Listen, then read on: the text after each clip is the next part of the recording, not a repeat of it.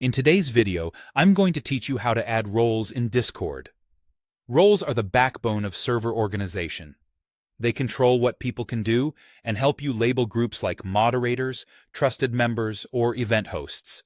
By the end, you'll know exactly how to create a role, customize its look, and set the right permissions so your server stays organized and secure.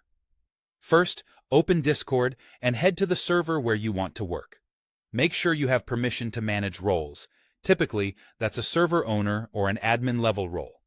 At the top left, click the server name to open the menu, then choose Server Settings. This is where all the administrative controls live. In the Settings sidebar, click Roles. You'll see a list of existing roles, if any, and a button to create a new one. Click Create Role. This opens the role editor with a few tabs across the top. Start on the main tab by setting a clear role name.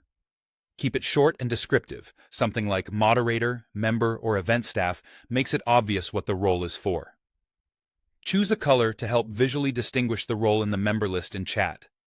Pick something that contrasts well with your theme so names stay readable.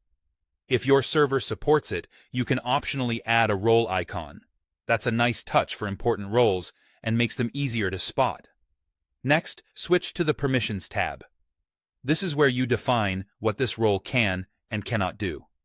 You'll see a series of toggles for actions like managing channels, kicking or banning members, timing people out, mentioning everyone, and more. Turn on what the role genuinely needs and leave the rest off. As a rule of thumb, give the least amount of power required for the role's purpose.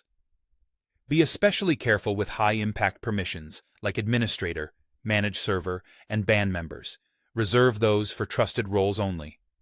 For a basic member role, simple options like reading and sending messages are usually enough.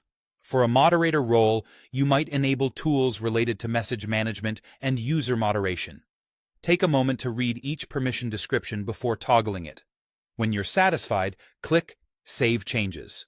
This locks in the name, color, and permissions you've configured. That's it. You've created a new role.